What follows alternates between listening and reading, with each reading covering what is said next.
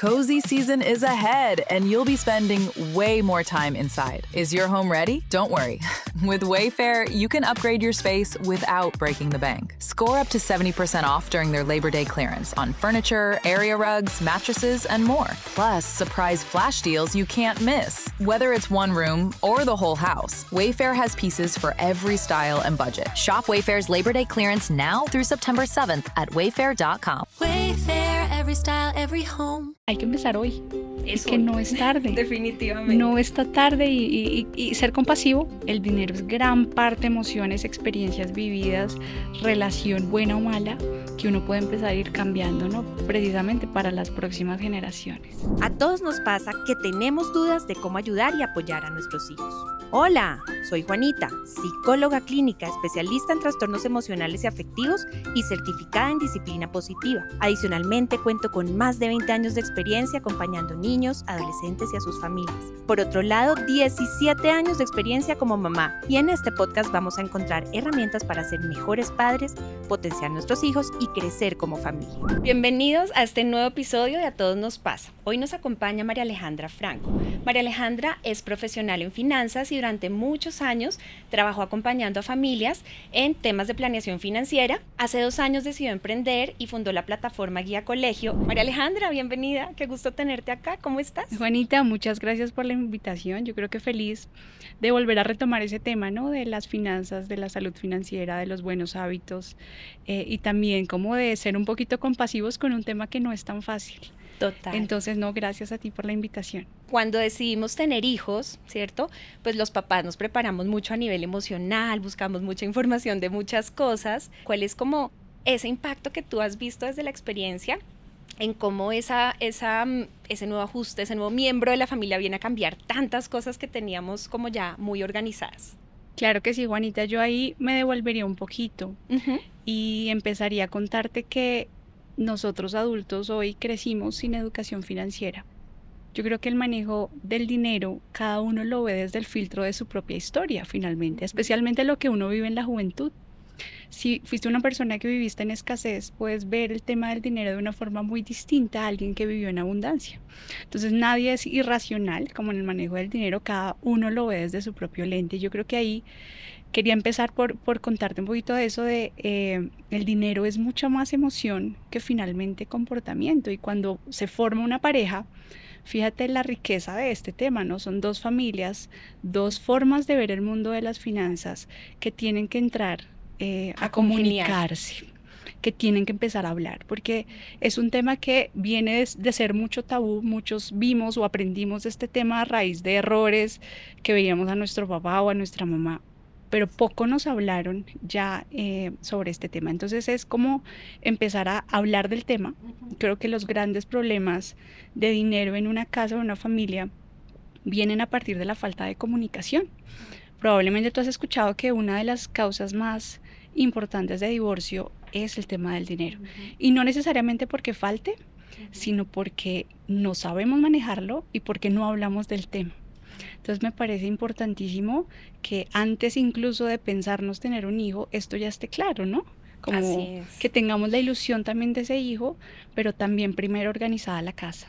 Bueno, y entonces esa planeación es súper importante. ¿Y qué hacemos ya cuando tenemos, bueno, esas ciertas bases, ciertas ideas que cada uno trae, y ya frente a la llegada de esa noticia, qué podemos empezar a hacer y cuál debería ser como esas primeras conversaciones que podríamos tener? Total, claramente. Cuando llega un hijo o una hija, yo creo que yo lo miro desde 3 grandes lentes, Juanita. El primero es, miremos cómo está organizada la casa desde antes del bebé. ¿Cómo lo podemos hacer? Yo creo que esto es entender nuestra historia y nuestros hábitos de gasto y de consumo, porque todos hemos escuchado que tenemos que tener un Excel donde vamos registrando gastos. Ojalá este es como es el ideal, que todo el mundo tuviera su planeación. Es difícil y yo empatizo mucho porque no es algo que uno haga naturalmente. Y dice Morgan Housel en el libro de la psicología del dinero que el dinero es mucho más emoción que conocimiento. Actuamos respecto al dinero mucho más en emoción. Y él dice, no somos una hoja de cálculo, es cierto, porque también depende de muchas cosas personales, experiencias vividas, historias detrás de esa relación que yo voy a tener con el dinero. Pero entonces el primer gran tema que toca hacer es organicemos la casa, definamos nuestro presupuesto, en qué nos estamos gastando la plata, qué de esos gastos es esencial, qué no es esencial, qué parte de nuestro capital podemos llevar al ahorro. Definitivamente, yo creo que ese es uno de los temas que cuando uno tiene un hijo uno tiene que empezarse a pensar. Y no solo como ahorro de por sí ahorro y voy a guardar la plata, sino ese es el combustible para la inversión, que finalmente uno debería pensarse el futuro de su hijo desde que nace, aprovechando las ventajas del interés compuesto, por ejemplo. Entonces ese ahorro, inversión y por último protección, y es que no estamos exentos de que nada nos puede pasar, desde una enfermedad, perder nuestro trabajo, y pensarnos a futuro sobre estos grandes temas también. Y un último extra yo diría es cómo podemos aprender con esa responsabilidad que tenemos como papás de cortar un ciclo de no educación financiera en casa para que ellos puedan sí tenerla desde pequeños. Venimos de un contexto de no saber de educación financiera, pero hoy, 2026, yo creo que no es excusa para decir que yo no estudié finanzas, entonces por eso no sé. Tenemos tanta información sobre el tema que yo creo que se convierte en una responsabilidad personal de decidir aprender precisamente de finanzas personales. Hoy esta conversación siempre la he escuchado en colegios, tenemos que incluir algo de educación financiera en universidades, pero yo no creo que un médico ahorita salga sabiendo cómo organizar, cómo planear, cómo invertir su dinero, un diseñador, como que esto es un tema todavía que estamos como en esos pinitos, pero yo creo que de nuevo es una responsabilidad personal, depende de uno y uno tener la iniciativa para aprender. Hoy hay herramientas que tenemos a la mano en el celular, no solamente para aprender, sino para decidir qué hacer con el dinero, para invertir. Y para eso hay que saber qué opciones tengo para invertir y para qué quiero invertir, ¿no? Como esa meta final de ahorro que debo conversar con mi pareja también para tener un norte, para qué queremos separar el dinero. Entonces uno puede pensar que yo voy a invertir porque nos queremos cambiar el carro, o porque queremos cambiar de vivienda, o porque nos queremos ir a Disney el otro año. Entonces es cómo planeo mis finanzas y cómo planeo mi ahorro y mi presupuesto de cara a ese objetivo. Pero también dice Morgan Housel, el del libro que te comenté, que uno también debería ahorrar sin una meta específica, como para un fondo de independencia, para, no sé, para ganar un poco de tiempo. Si uno quiere salir a emprender, qué chévere tener un capital semilla para ese emprendimiento o para lo que quieras hacer después. Entonces eso me parece súper valioso de pensarnos ese ahorro con un propósito, pero también si no lo tengo está bien, pero separarlo. Y lo otro es un fondo de emergencia. Como dicen que el fondo de emergencia debería estar de 3 a 6 meses de gasto, porque de nuevo nadie está exento de una pérdida de trabajo, de una enfermedad, ¿no? Como que gastos que vienen y que no estaban presupuestados, pues que podamos tener eso pensado desde antes. Y en esa experiencia que tú has tenido en contacto con las familias, ahora que estamos hablando de los niños más pequeños, María Alejandra, esos retos y esos desafíos que tienen los papás en esas primeras etapas, o sea, ¿qué es lo que tú ves que a los papás más desafío les está costando, digamos, como en ese tema de enseñar o de empezar a organizar la casa, como tú dices, y de pronto si tienes algún ejemplo que nos puedas compartir? Llega un chiquito a la casa y un niño viene con una dependencia económica de sus papás. Yo creo que ahí es donde tenemos esa responsabilidad y llamamos a esa responsabilidad. Es un tema que sí o sí nos tiene que tocar desde hoy. Dice Larry Fink, el CEO de BlackRock, que estamos atravesando una crisis silenciosa donde la pirámide poblacional está cambiando. Antes era un triángulo donde la base de adultos, de niños, soportaba una generación más de viejitos, ¿no? Y soportaba en pensiones. Hoy esa pirámide cambia hacia un rombo donde la base son menos niños y gente que vive más. Y entonces ahí es donde uno se tiene que pensar, ¿qué hago? Sabiendo que antes las familias eran muy numerosas y hoy no. Mi papá tiene 16 hermanos. Y eso funciona perfecto, eso pasa, imagínate hace cuánto tiempo, pero ahí el sistema pensional funciona perfecto porque la base de hijos soportan a los adultos, pero hoy estamos hablando de una estadística de más o menos 1.6 niños por familia y eso ya está presionando estos sistemas de pensiones, es decir, hasta uno tiene que pensar en su retiro desde temprano. No solamente el ahorro del niño que va a hacer, todos los gastos que vienen, el jardín, luego el colegio, que es la inversión más alta que vamos a tener en educación. ¿Cómo me proyecto a ese futuro de universidad? Y ni siquiera sabemos universidad, Juanita. Gabriela se va a graduar en el 2039. Y cuando yo hablo y miro 2039, digo, esto es mucho futuro. Probablemente el mundo que le espera va a ser muy distinto al que tenemos ahora. Pero es cómo podemos dejarle algo, dejarle un legado, no solamente económico, sino también de educación financiera en ese sentido. Entonces me parece que es un reto de pensarse a los hijos, pero también pensarse hacia uno mismo y tener esa responsabilidad del ahorro individual, ¿no? Como de yo estoy construyendo mi propio futuro sin depender de que el Estado, de que depender de la ley, de algo para poderlo garantizar. Y lo más importante ahí, Juanita, es cultivar esa relación de los niños con el dinero, no solamente enseñarlos al gasto eficiente y organizado, sino enseñarles a los niños a cómo se produce la riqueza también, cómo se gana el dinero, cómo se cuida, cómo se mantiene, cómo se invierte. Las mismas habilidades que te llevan a ti a construir o a crecer el dinero son unas muy diferentes a las que te llevan a conservarlo.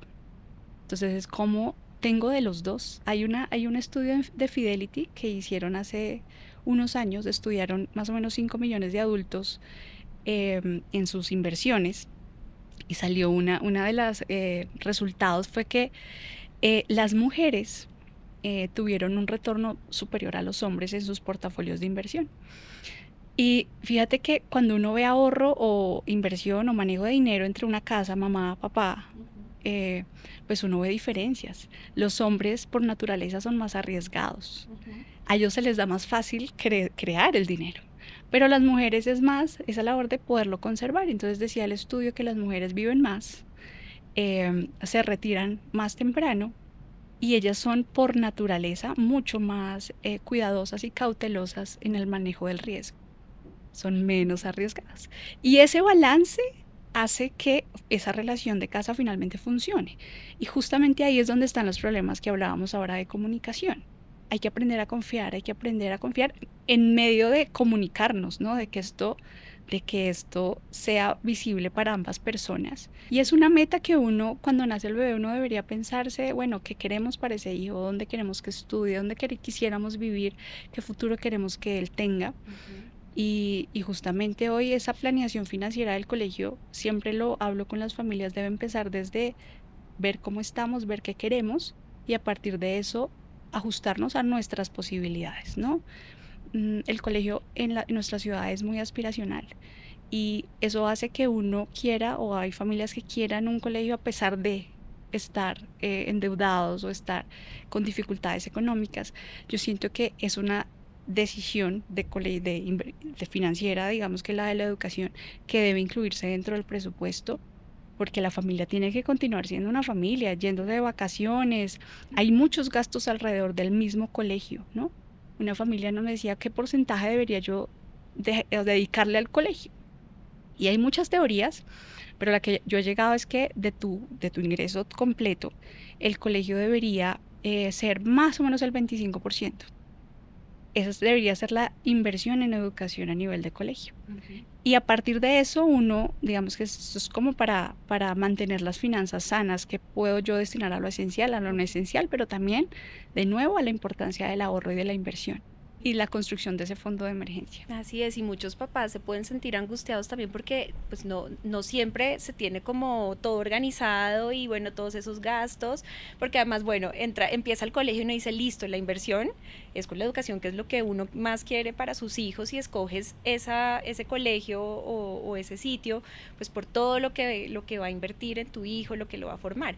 Y mientras tanto, mientras vamos planeando a futuro, también que tenemos que vivir un día a día. Entonces empiezan, por ejemplo, las fiestas infantiles, nada más dime tú. Los regalos cada fin de semana. Los regalos cada fin de semana, las invitaciones, o sea, todo lo que es diversión. Nuestros hijos quieren salir a un parque o ir a hacer un plan en un centro comercial, o ir a comer. O sea, todo eso empieza a necesitar ajuste y no lo podemos perder de vista mientras vamos proyectando a futuro. A futuro, y ese estaría para mí en esos gastos que no son esenciales, pero que definitivamente son muy importantes, ¿no? Queremos tener esos espacios, queremos tener esa comunidad alrededor de lo que pasa en el colegio, qué chévere poder integrarnos, qué chévere poder que Gaby tenga esos espacios. Entonces definitivamente hay que pensarnos con tiempo ese presupuesto. Vamos a tener mensualmente un presupuesto para lo que queramos.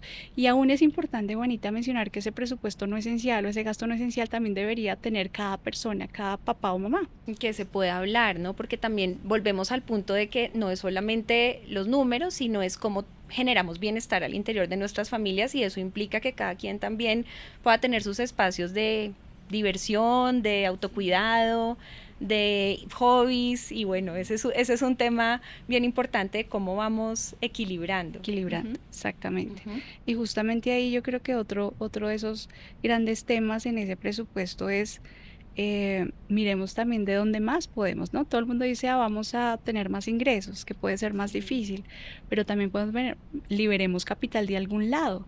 ¿Cuántos de nosotros tenemos suscripciones que no usamos?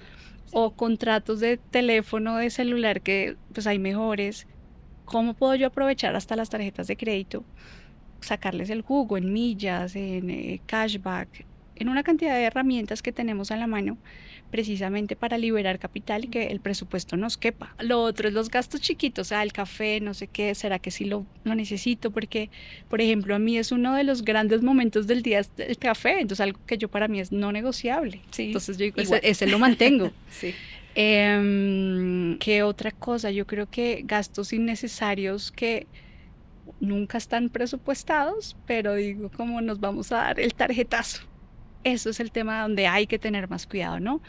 Con el autocontrol. Con el autocontrol. Y fíjate que hay algo que me ha pasado muy bonito. Estamos empezando a leer con Gaby el libro de Mis Primeras Finanzas de Carolina Pineda, la fundadora, una de las fundadoras de mis propias finanzas. Y ese libro es genial porque habla de cómo enseñar a los niños que el dinero se gana, que el dinero se cuida y se invierte. Y hay una parte del libro que habla del monstruo del antojo. Entonces cada vez que vamos a un sitio, pues para mí ha sido maravilloso porque ella se antoja y entonces le decimos, Gaby, te está atacando el monstruo del antojo, contrólalo. Y es importante hablar de eso, y luego entonces le decimos, empezamos a hablar de otros temas ya que tienen otro nivel, pero para que para allá ya son más tangibles. Entonces las cosas suben de precio, lo que hoy costaba 100 mañana puede costar 110. Entonces yo le digo, ¿qué monstruo es ese, Gaby? Y ya me lo puede nombrar, me dice, es el monstruo de la inflación.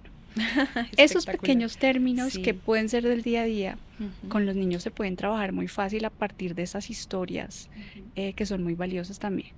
Y empiezan a surgir otros temas, ya la parte social empieza a ser mucho más importante y relevante para ellos. Entonces empiezan las actividades, ¿no? Con sus amigos, con sus compañeros, y creo que a veces perdemos de vista que eso son cosas que tenemos que tener en cuenta dentro de ese presupuesto también. Y qué chévere cogerlo como una oportunidad también para enseñarles que el dinero no sale del cajero, ya cuando ellos están más no sale de una máquina y ya está.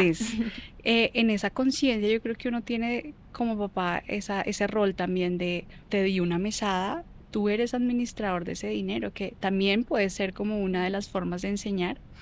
Pero yo estoy con una chiquita todavía de 5, Juanita, todavía no tengo ese futuro en mi cabeza, pero cuéntame tú, ¿cómo lo vives? Pues mira, lo que te digo, y el tema de las salidas, nada más el tema de su vestuario, porque pues empieza a cambiar, además está creciendo, se está estirando, es un gigantón que ya me pasó. Entonces todo eso implica hacer ajustes. Como está muy dedicado al tenis, también un poco el ejercicio con él ha sido cómo puedes hacer, o sea, si tienes este dinero que se te da para todo lo que implica tus torneos, lo que implica los caddies, los zapatos, porque hoy los gasta demasiado rápido, pero también él tiene el ejercicio de que con ese dinero él todas las semanas tiene que presentar un Excel, digamos a nosotros esto está más liderado por mi esposo que conoce un poco más de estos temas, pero ha sido un ejercicio súper bonito en familia, con tropiezos, con que a veces llega, bueno, ¿cómo estás usando este dinero? Si ganas torneos de pronto tienes alguna entrada adicional, entonces también un poco cómo vas a esforzarte para lograr estos objetivos que tú quieres, y más allá de eso es cómo enseñarle que las cosas, lo que tú dices, cómo se deben ganar, cómo se deben buscar, dónde pierdo también esos, entonces claro, a veces en los partidos y en estos campeonatos, el paquetico que se compra acá, la gaseosa, el no sé qué, entonces también enseñarle un poco pues que cuando él a veces llega y dice, wow, me quedé sin nada, ok, ¿qué pasó? ¿Dónde estuvo? ¿Dónde estuvo ese gasto pequeño que no viste y que se te convirtió en el monstruo? Y las finanzas personales son de mucha compasión, Juanita. Uno tiene que saber que esto no va a ser perfecto siempre y uno se puede equivocar. Lo importante es ser consistente y yo creo que hay un poquito de disciplina también. Dice Morgan en el libro que uno tiene que esforzarse en ser humilde cuando las cosas van bien, pero en ser lo suficientemente compasivo cuando van mal. La teoría suena muy bien, que tienes que ahorrar tanto por ciento, que tienes que tener tu Excel, que tienes que invertir, pero a la hora de ponernos en la tarea de hacerlo es difícil.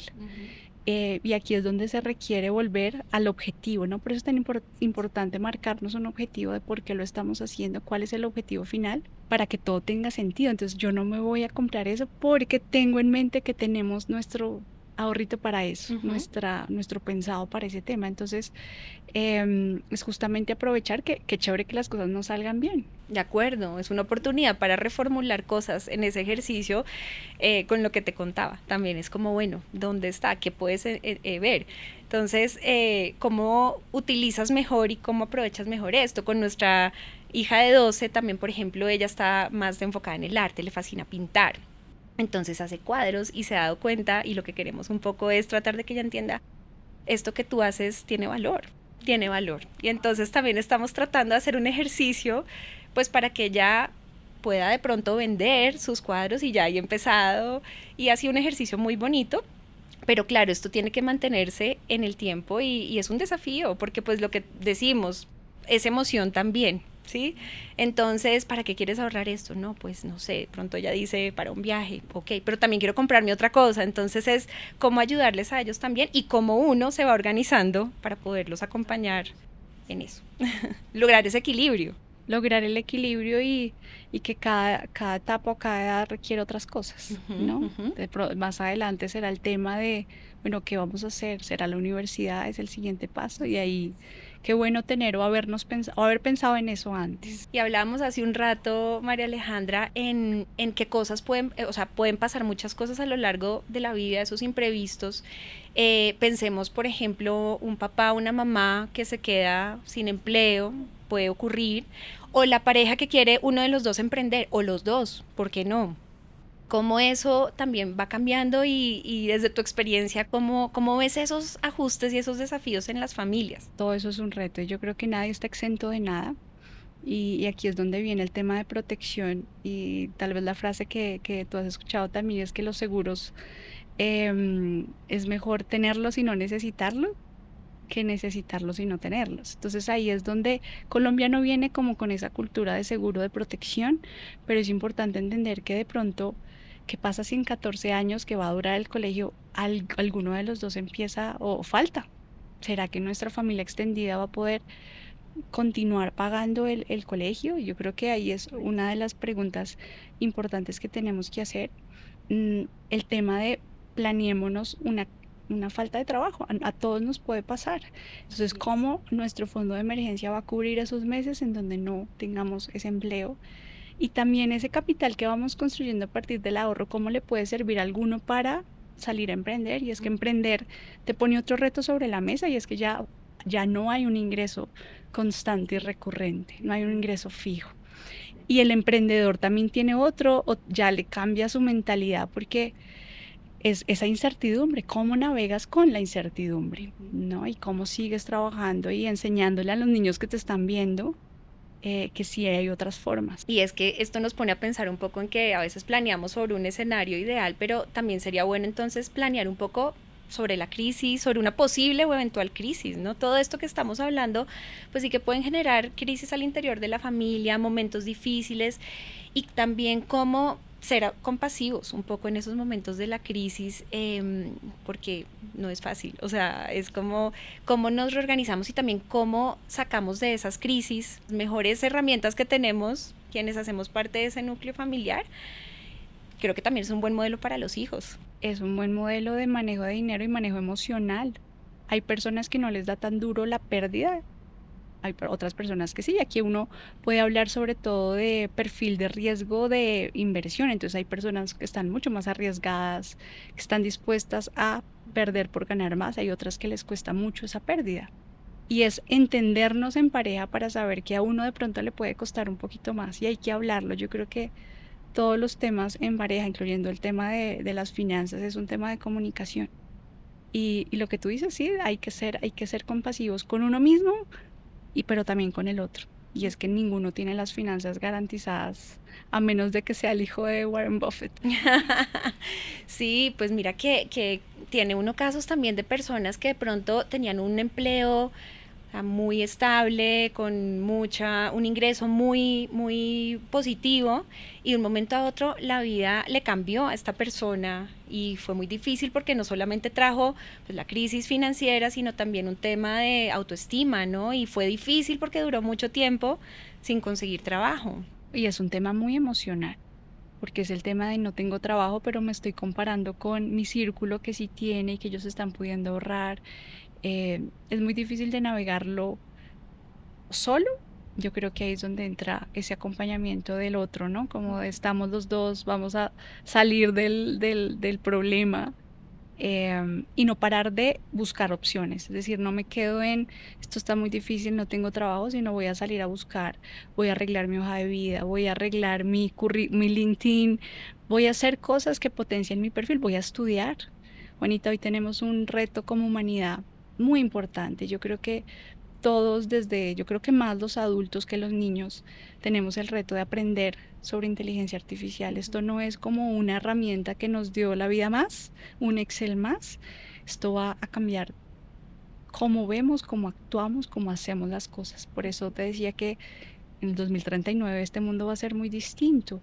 Nadie hoy tiene la certeza de su futuro. Por eso es tan importante el ahorro.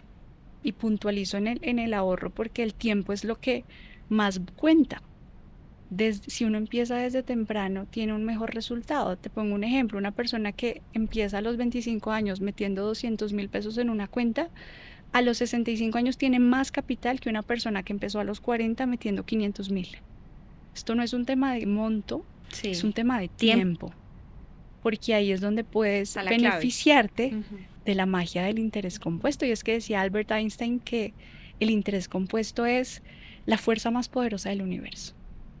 Hay que estar ahí. Lo más riesgoso no es no estar, sino lo más riesgoso es no estar precisamente. Es no estar metido en algo, pensado en algo. Entonces, oiga, estoy sin trabajo, puedo dedicar este tiempo a aprender, a tener otra habilidad para colocar, yo ya voy a hacer esto. Y no quedarse quieto, no quedarse en el hueco, yo creo que es lo más importante en ese reto. Bueno, ¿y cuáles nos aconsejarías, digamos, a las personas que no somos tan expertas, un poco más dummies aquí en el tema financiero, pero esas herramientas básicas, muy prácticas, muy a la mano, de pronto sí nos puedes mencionar algunas como decir por dónde arrancar? ¿Por dónde arrancar el manejo de las finanzas? Yo creo que lo primero es organizar la casa, saber cómo estamos, ¿no? ¿Qué posibilidad hay de ahorro? ¿Qué posibilidad hay de economizar, de optimizar ese flujo de caja, o sea, el hoy? Luego pensémonos, bueno, nos dio para ahorrar esto. Vamos a ahorrar o este porcentaje o este monto todos los meses. Ojalá ponerse la meta de ser consistentes sería el otro. Informarse. Yo creo que yo te decía ahorita, Juanita, que hoy no tenemos excusa para decir que no sabemos. Hay muchas fuentes de consulta, de información, incluso Juan Pablo y Carolina de Mis Propias Finanzas tienen mucho contenido muy valioso para uno que no tiene ni idea de cómo hacerlo, poder empezar. Uno puede empezar a invertir, por ejemplo, desde el celular, desde 20,000 pesos. Es cómo busco las herramientas para lograrlo y cómo me asesoro. También yo creo que uno necesita ayuda en ese tema. Nadie es como el gurú en las finanzas personales y pedir ayudas no está de más, ¿no? Pensarnos en los retos que vienen a futuro, cómo puedo protegerme, pero cómo puedo romper el ciclo vicioso de ignorancia, ¿no? Ajá. Esos otros temas. Yo aprendo para que mi hijo también tenga esas herramientas. Entonces ese legado de educación me parece que es clave también. Súper interesante. Y retomando un poco, pasamos de la adolescencia y hay otro punto importante de quiebre porque seguimos ayudando a nuestros hijos a transitar hacia esa vida universitaria que uno ya empieza a decir, bueno, este joven o esta niña ya empieza a ir más, acercándose más a esa independencia económica. Aquí ya podemos empezar a preguntarnos cuándo es esa independencia económica realmente, ¿no? Esa transición también a la universidad, ¿cómo la podemos llevar mejor los papás? Porque si bien todavía pues hay muchas cosas que dependen de nosotros y ellos están ahí, pero también ellos tienen que empezar a hacer uso de ese propio Y el primer trabajo y tener ese conocimiento de, bueno, ¿qué puedo hacer con mis ingresos cuando ya uno empieza a atender o cuando los estudiantes salen de la universidad y pueden empezar a generar dinero por ellos mismos? Es, ¿qué puedo hacer? ¿Me lo gasto? Pero tengo que saber, me lo gasto, lo invierto, lo dono también, ¿no? Porque ¿quién puede necesitarlo? Apoyar, yo creo que un papá siempre, yo creo que mi papá todavía me ayuda, Juanita, yo creo que este tema de independencia. Los papás siempre están ahí, afortunados. Sí, yo creo que esta relación nunca termina, o sea, nunca es como que hasta aquí cortamos y no más. Sí, y puede que no sea solo en lo económico, pero emocionalmente sí que siempre fortalece. Siempre está esa red, siempre va a estar esa red, pero es como irlo soltando de a poquito. Yo creo que no lo he vivido, Gaby está muy chiquita, pero yo creo que gran parte es darles las herramientas para que ellos mismos puedan tomar decisiones, equivocarse, ojalá. Yo creo que uno aprende más del error que del acierto. Entonces permitirles equivocarse y darles a ellos como esa noción del futuro, ¿no? De qué puedes ahorrar, cuánto puedes invertir y cuánto puedes ganar, y eso lo puedes meter en otra cosa. Destina también un presupuesto para que puedas gastártelo en lo que quieras. Entonces es como empezarles a acompañar en esas pequeñas decisiones, pero no como protegiéndolos de no te equivoques, sino el mundo, así es la vida, ¿no? Y como aquí estoy, si algo. Claro, y bueno, es que ya me estoy yendo como al futuro, ¿no? Yo que estoy ya como estoy muy cerca también de ese paso a la universidad y en toda esta toma de decisiones, pero también un poco es pensar el futuro, ya cuando no dependen económicamente de uno, es cómo volvemos a aterrizar nuestras finanzas, vuelve a reorganizarse un poco el tema. No sé como si cuando los hijos se van de casa un poco, Sí. y dice, ¿cómo nos reencontramos nuevamente acá? Eso creo que es un punto importante. El nido vacío, que no lo he vivido, Sí. pero yo creo que es algo, o sea, nuestras finanzas yo creo que vuelven a tener un orden más cierto, como que ya sabemos, ya sin los hijos puede ser un poco más, digo yo, estable, no sé, me imagino. Pero vienen otros retos, ¿no? Entonces, qué chévere volver a reencontrarnos sin hijos, apoyarlos en algunas metas. Se quieren ir a estudiar en otro lado y todavía no tienen completo, pues que podamos estar ahí como esa red de apoyo económica en algún punto. Pero fíjate que para eso tenemos que estar desde ya pensándonos en eso. ¿Cómo podemos tener nuestra seguridad cuando el momento de nuestros hijos vayan creciendo y también que no estén, que nosotros tengamos nuestro retiro garantizado también y que nuestros hijos no tengan esa carga de uno viejito? Sí, que es importante eso. ¿Cierto? Como que uno tenga esa certeza o esa percepción de voy a aprender para dejar un mejor futuro a mis hijos, para dejarles hasta a mis nietos y para que mis hijos no tengan esa carga del adulto, del papá que tienen que ayudar financieramente. Es una responsabilidad de nosotros hacia ellos también. Y hablando de todo esto, me surge una pregunta que quiero compartir contigo, el tema de las deudas, la relación con la deuda, cómo entenderlo, porque uno dice, eventualmente uno tiene que endeudarse para lograr ciertas cosas, pero ¿dónde está ese punto de equilibrio? Juanita, hay deudas buenas y deudas no tan buenas, o que yo le llamo deudas malas. La deuda siempre es buena para construir patrimonio. Nadie, digamos, que tiene todo el capital para, por ejemplo, comprar vivienda o empezar a construir patrimonio, y la deuda me parece que funciona perfecto porque no solamente te genera el patrimonio, sino que te genera el hábito de tengo esa meta y tengo que sacar para cumplir la meta. Deuda buena como para educarse, para educación, sí me parece que es una buena inversión. Deuda mala es cuando esa deuda se te convierte en la extensión de tu salario. Entonces yo cubro mis faltantes con la tarjeta de crédito, ¿no? Ahí es donde es malo porque se genera el ciclo de dependencia de que siempre voy a estar endeudado y saco de un hueco para pagar el otro.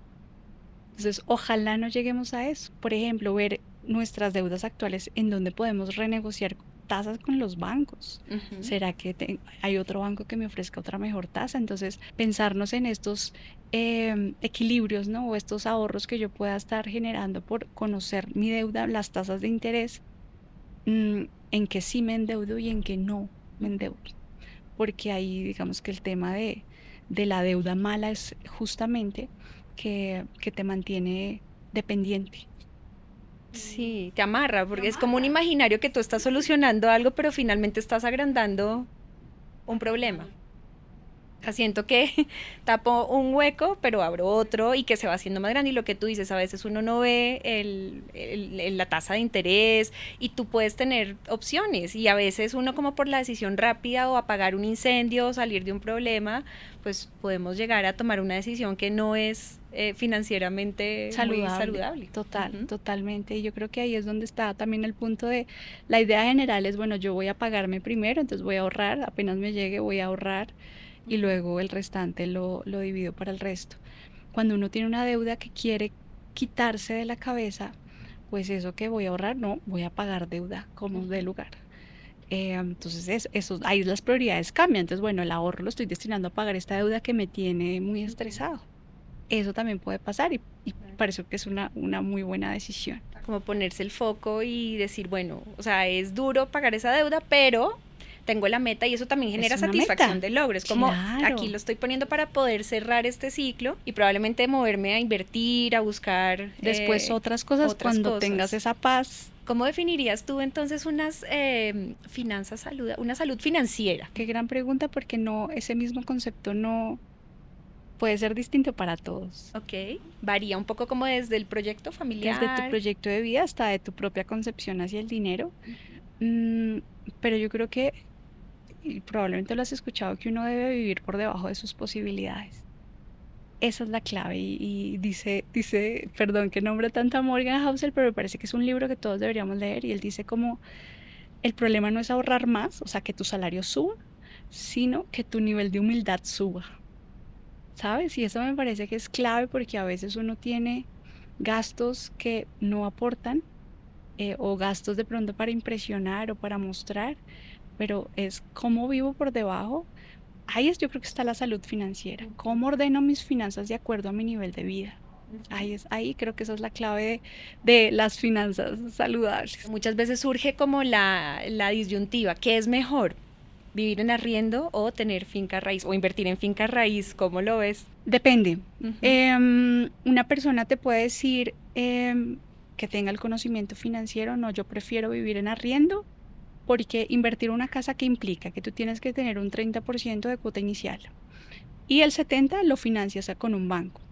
Entonces, ese 30% de cuota inicial, una persona que tenga ese conocimiento dice, no, yo ese 30% lo invierto y pago arriendo y lo que me dan estos retornos de este capital inicial, de esta cuota inicial, pues los puedo usar para justamente otro objetivo financiero también, ¿no? Okay.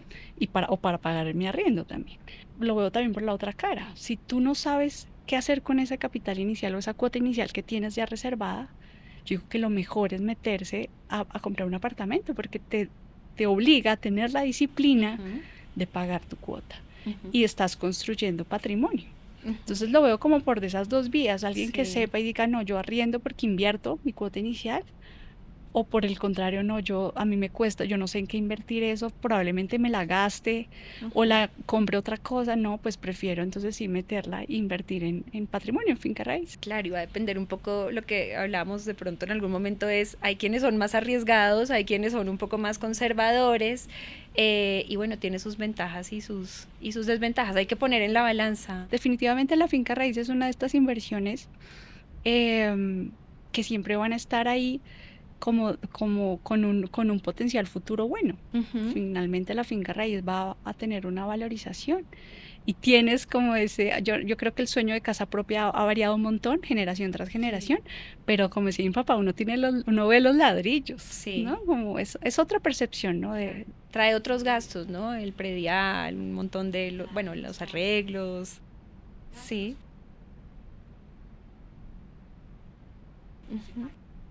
No hay como una respuesta, es mejor vivir en arriendo porque no para todos es mejor vivir en arriendo. Bueno, y puedes darnos ejemplos de otras formas en las que hoy en día se puede invertir. Como decíamos, eso ha cambiado mucho en el tiempo y hoy tenemos una cantidad de alternativas. Yo, pues de verdad te confieso, no soy la más conocedora de este tema y sí me interesa ver de pronto algunas ideas de cosas en las que podemos invertir, que una vez se las imagina que son muy lejanas, muy difíciles, pero cosas que podamos tener a la mano. Ahí podríamos hablar de como 3 grandes vías donde uno puede invertir. Uno puede invertir en vehículos o en instrumentos de renta fija, que son como ciertos, ¿no? Tengo una renta fija, por ejemplo, voy a meter tanto a un CDT. Yo sé, tengo la certeza de que terminado el tiempo voy a recibir. Hay muchos productos de renta fija, tal vez el CDT es el que uno más trae porque uno más conoce, pero también hay otros por ejemplo, en renta variable, donde no está garantizado ese ingreso, pero por lo general es una inversión que tiene mejores retornos que la renta fija, precisamente porque hay un componente de riesgo y el riesgo en finanzas vale un poquito más. Finca raíz es otra de las opciones. Y para todo esto suena como muy lejano, muy donde invierto en acciones o donde... No. Hoy tenemos en el celular hay aplicaciones como Tree, API, brokers en Estados Unidos que con solo el pasaporte uno puede entrar e invertir en la bolsa americana, por ejemplo. Sí. Muchos autores dice Warren Buffett, el mejor momento para invertir fue hace 10 años. El segundo mejor momento es hoy. No lo dejes pasar más. No lo dejes pasar, hay que hacerlo, hay que aprender cómo hacerlo. Algo, digamos que siempre, si uno mira los retornos del Standard & Poor's, que son las 500 empresas más grandes en Estados Unidos, y si uno mira los últimos 50 años, esto es renta variable, es un índice que anualizadamente da en el pasado como un 10% de retorno año a año. Claro, en el medio de estos 50 años hay bajadas y subidas, pero uno debería tener un capital indexado, algún índice que rastree este Standard & Poor's. Okay. Y no verlo, sacarlo. Entonces hay estrategias de ahorro. Entonces todos los meses voy a sacar esta cajita. Otra cosa, los neobancos ahora tienen estas cajitas donde uno puede sacar la plata y destinarla y olvidarse de ella. Y hoy te están rentando. Sí. Ayer estuve viendo 9 como para tenerla disponible y el 12 si quieres meterla a un CDT, que son tasas muy buenas. Entonces, hacer ese ejercicio voy a sacarlo para no verlo, sí, pero también voy a uno para ahorro. Entonces voy a armarle a mi hijo un fondo de ahorro y voy a meter esa plata, invertirla, no es guardarla por guardarla, vamos a generarle un retorno a esto. Entonces, por ese lado, esa me parece una buena estrategia. Probablemente también todos hemos escuchado el tema de no metas los mismos huevos en la misma canasta. Sí. David Swanson, que fue el inversionista que maneja el endowment de la Universidad de Yale, decía algo y era, yo no sé cómo va a ir el futuro, nadie tiene ni idea, pero yo lo que hago es diversificar. Entonces meto un poquito acá, otro poquito acá, otro poquito acá, porque de nuevo ninguno sabe para dónde van las cosas. Entonces es cómo puedo diversificar mi inversión. Por ejemplo, yo tengo un plan a un año, entonces a un año de pronto necesito la plata cierta en un año, renta fija, un CDT, pero de pronto esta inversión que es para la Universidad de Gaby, metámosla a más largo plazo con una expectativa de retorno mucho mayor. Entonces hay renta variable, ¿sí? Okay. Y uno en renta variable puede invertir no solamente en acciones individuales como de empresas. Cuando uno invierte en una acción uno es como propietario de un poquito de esa empresa. Pero también puedes invertir en varias, precisamente lo que decía Swanson de la diversificación. No solo invierto en una porque estoy totalmente expuesto a una sola, pero invierto en 500. Eso te da una mayor protección. Y eso uno puede hacerlo desde su celular. O sea, hoy es muy fácil hacerlo y tenemos muchas herramientas alrededor que hay que aprender a usarlas. Hay un tema también y lo estoy de alguna manera viviendo. Yo soy la menor de 4 hermanos. Mis papás, a Dios gracias, están vivos hoy en día, pero pues también ya están en una etapa donde pues están ya en sus últimos años, y hay que decirlo así. Y estamos también un poco en esas conversaciones de qué va a pasar con todo esto, ¿no? Un poco ellos tienen una casa donde nosotros nacimos, crecimos, vivimos, ellos siguen ahí, pero pues ya es una casa muy grande también. Entonces estamos viendo justamente cómo empezar a cerrar un poco estos ciclos, proyectando cosas que no proyectamos antes, y estamos empezando justamente como a hablar y a tomar decisiones sobre este tema de la sucesión, la herencia. Cuéntanos un poco cómo o qué consejos nos puedes dar para quienes de pronto estamos un poco también en eso o quienes tempranamente quieren pensar y proyectar. Vuelve a la base de la comunicación y yo creo que no sé si lo has vivido con tus hermanos, pero es un gran tema porque todos quieren, todos tienen un interés particular en lo construido como por sus papás. Yo creo que es comunicarse, hablar mucho, dejar las cosas claras, ¿no? Hasta con tus papás. O sea, yo creo que Claro. ese plan de sucesión tiene que irse hablando con tiempo, ¿no? Como entender, por ejemplo, en mi caso pasa que mi papá puede tener cosas que yo no sé. ¿Qué pasa si en algún momento él falta? Y es un tema que a mí me genera como mucha incertidumbre porque no sé. Entonces es, de nuevo, Cómo comunicación. prepararse y Y cómo que, y hablarlo. cómo hablarlo, ¿no? Y que nadie le gusta hablar de ese tema. Yo no, No papá, es si te fácil. mueres, o sea, es un tema muy ¿Cómo se va a difícil. organizar? Entonces, ¿cómo organizarse? Pero cómo hablarlo desde antes, Sí. planeación, que los hijos sepan qué pasa o cómo están las cosas, porque es la casa, pero hay algo más, sabemos si hay algo más. Es como que comunicación, yo creo que es la primera, el consejo que te daría. Total. No, y recuerdo mucho también mi abuelo, bueno, él también era como muy organizado en esa época, en ese entonces igual era como muy organizado con sus cosas. Y recuerdo que en vida él siempre les dijo a mi mamá y a mi tío, porque ellos son dos, les dijo, bueno, yo no quiero que cuando yo falte esto genere pues más problemas o más gastos para ustedes, y él en vida fue dejando todo como un poco organizado. Entonces creo que eso es una, no sé, creo que es Una una lección. buena práctica o si bien no es fácil hablarlo, pero es como también preparar y poder organizar las cosas, creo que ayuda un montón. Y dejarle esa lección a los hijos. Mira que tú la tienes, tú tienes esa lección y es como yo entonces voy a hacer lo mismo, voy a poder replicar y seguir ese espejo de orden. Yo creo que las finanzas hablan más es de orden, de organización, no de perfección, porque nadie es perfecto, hay errores en el camino, pero es cómo puedo dejar un legado hasta en eso. Sí, sí, sí. ¿Cuáles crees tú, María Alejandra, que puedan ser como esos, no sé, 3, 4, 5 principales errores que tenemos como en esos hábitos financieros? ¿Y cómo podríamos darles la vuelta? Errores financieros, yo creo que muchos, solo 5. Deben haber muchos, Deben escojamos haber los muchos. que de verdad como que estén más a nuestra mano. Tal, bueno, yo diría que mal manejo de la deuda, Ok. error, te genera ese ciclo del que hablábamos. Finalmente salir de ahí es bien difícil. Por eso cuando se sale es como el logro de salir. Entonces, mal manejo de la deuda. No saber en dónde se te va la plata. ¿Sí? Como llegar a fin de mes en cero. Ese me parece que es un gran error. Como que es bueno tener esa noción de qué puedo hacer, en dónde están mis leaks, como dónde se me está yendo para saber qué puedo hacer ahí. Error, creer que como no soy financiero, entonces no aprendo de este tema. Entonces creo que hoy tenemos todos la responsabilidad, no solamente propia, sino de nuestras generaciones, de cortar el ciclo, entonces de aprender. Te diría no aprovechar el interés compuesto. Hay que empezar ya, Es hoy. hoy mismo, en pequeños montos. Esto es un tema de nuevo de tiempo, Juanita. El tiempo es más importante que el monto que le metas. Entonces con nuestros chiquitos hay que empezar a hacer la tarea, a generar un ahorrito, un fondo ahí. Y yo creo que el quinto sería no protegerse, creer que nada nos va a pasar. Que estamos Entonces, blindados. creer que no van a haber estamos vicisitudes. seguros, ¿no? Sí. Y no solamente por si algo malo nos pasa, pero oiga, qué chévere que Gaby salga del colegio y veamos que tenemos un capital para que ella o vaya a la universidad, que no sé, o se vaya fuera del país o emprenda. ¿Por qué no enseñarles a construir la riqueza?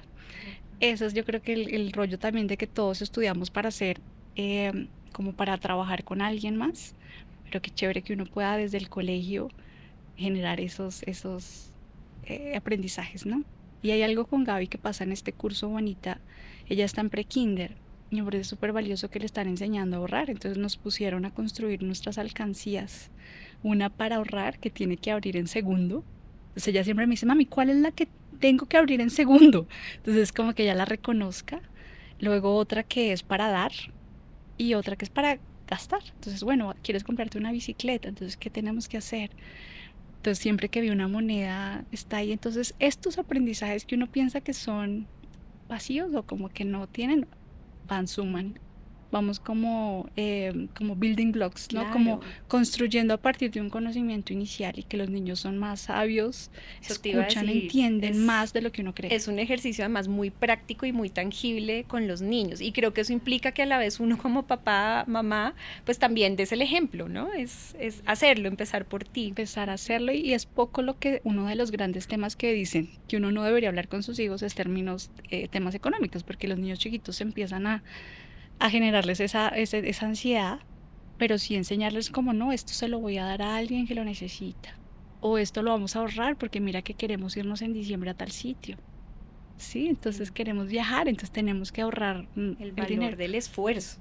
Ese monstruo del antojo, contrólalo, porque fíjate que esto nos permite otra cosa a futuro, sí, como no pensar solo en el hoy, sino proyectarnos. Uy, qué poderoso todo lo que nos has compartido, María Alejandra.